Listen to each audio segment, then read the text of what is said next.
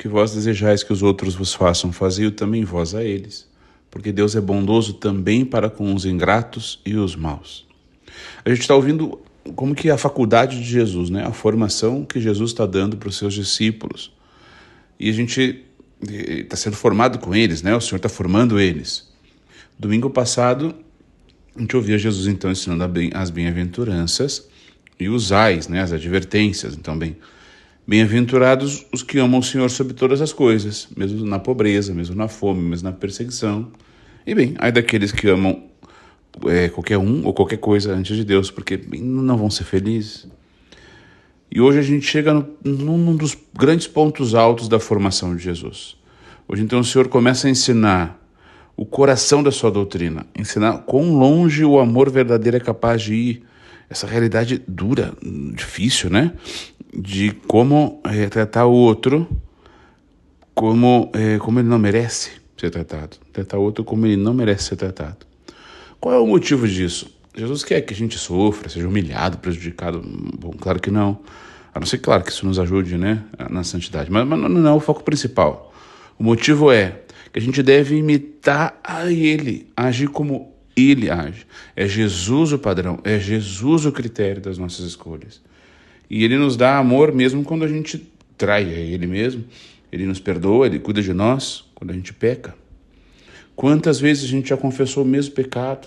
Quantas vezes a gente pensou que a gente não merecia o perdão mais uma vez, mas incansavelmente Deus estava lá e nos absolveu os nossos pecados através do Padre.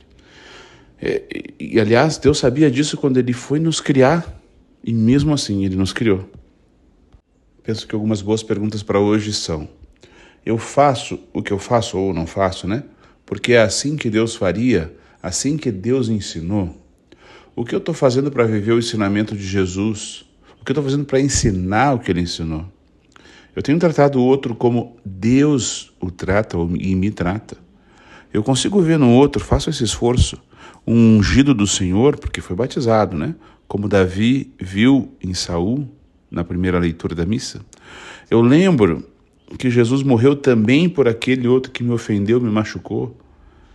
Eu faço como Deus, que é bom também com os maus, ou eu faço como os pecadores que Jesus acusou, que só fazem o bem para quem faz o bem para eles?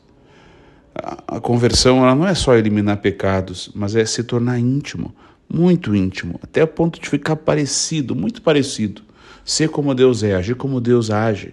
E Deus ele é bom também com os maus. Ele nos ama quando nós somos maus. O critério de tratar alguém não é, em primeiro lugar, o que essa pessoa merece, mas o meu desejo de ser como Deus, fazer o que Deus faz. Não é a bondade do outro, mas a bondade de Deus que me leva a agir. Alguém pode dizer assim: eu não consigo, vem e olha sozinho, ninguém consegue, eu também não. A gente só consegue isso com a graça de Deus, com a intimidade com o Senhor. Sem Deus nós não damos conta de amar concretamente, em ações e obras. E a gente precisa lembrar, o amor não é sentimento. Jesus não falou que a gente tem que sentir coisa boa quando alguém está me tratando mal. Porque isso é impossível. Não, a gente não pode depender dos sentimentos para agir, porque se a gente fizer isso, a gente não vai trabalhar direito, não vai conseguir se relacionar com ninguém, não vai conseguir viver. O que a gente sente, a gente não controla. A gente só tem controle sobre o que a gente decide fazer com e apesar do que a gente sente. E olha que grande consolo para nós o salmo da missa, né? O Senhor é bondoso, é compassivo, Ele te perdoa toda a culpa, Ele cura toda a tua enfermidade, Ele te cerca de carinho, te cerca de compaixão, Ele é paciente, Ele é bondoso, Ele é compassivo, Ele não te trata como exige as tuas faltas. Imagina se Deus resolvesse agora ser só justo com a gente, estritamente justo. Meu Deus, eu estava ralado, a gente estava perdido. Só que a gente perdeu a noção do quão grande Deus é. E por isso a gente perdeu a noção do quão grande é o menor dos nossos pecados. Um pecadinho já é o suficiente para nos mandar para o inferno. O tamanho de Deus não é o tamanho de Deus. Mas graças a Deus, o Senhor não nos pune em proporção às nossas faltas. O Senhor é justo, mas sempre que a gente apela para a sua misericórdia, às vezes a gente não precisa nem apelar.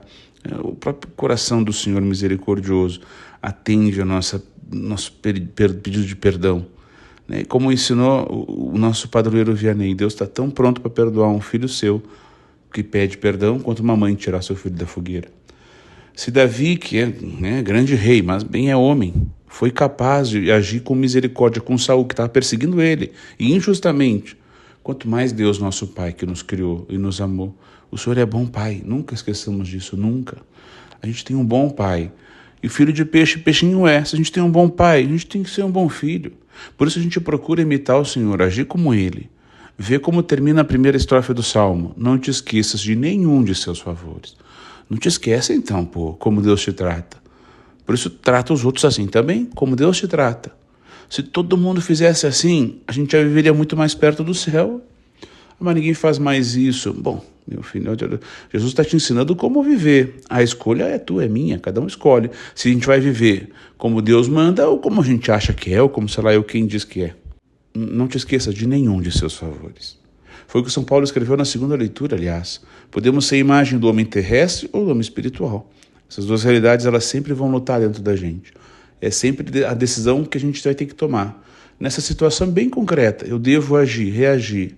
A imagem do homem terrestre ou a imagem do homem espiritual? O terrestre vai responder com a agressividade do outro, com mais agressividade ainda. O espiritual vai responder com educação, com amor, não vai responder, sei lá, né? A quem eu vou imitar? É difícil o que Jesus nos pede hoje, não é fácil. Ele não está dizendo para a gente não ser justo, não procurar justiça, não. Mas olha, não é impossível.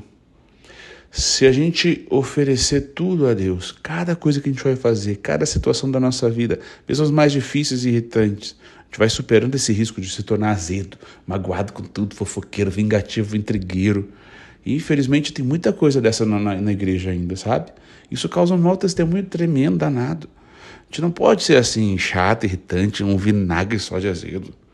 Falaram mal de Jesus, fizeram fofoca de calúnia dele, tentaram colocar ele em situações que deixassem ele mal.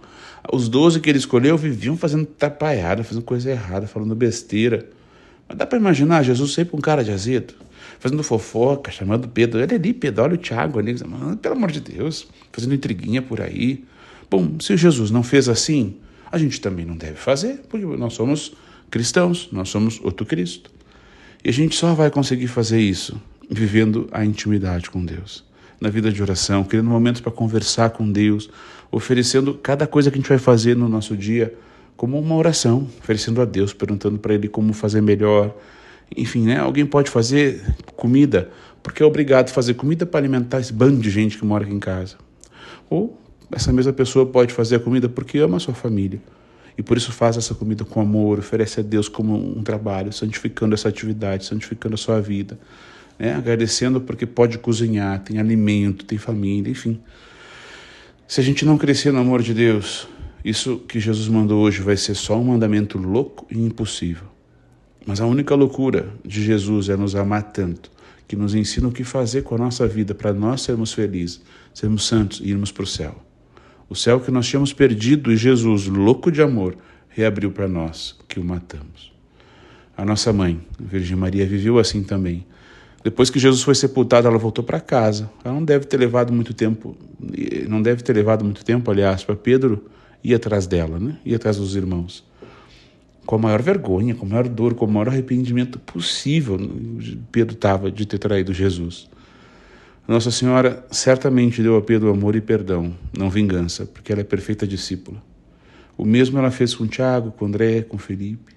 Deve ter ido atrás de Tomé para dizer para ele voltar, voltar com seus irmãos. Jesus ia perdoar ele. E, enfim, o amor da mãe venceu. No outro domingo, Tomé estava lá. Recorramos sempre à nossa mãe. Ela nos ama mais do que todo o amor de todas as mães do mundo. E nunca vai nos abandonar. Sempre vai nos ajudar a reencontrar o Senhor. Que ela nos ajude, que Deus nos abençoe. Amém.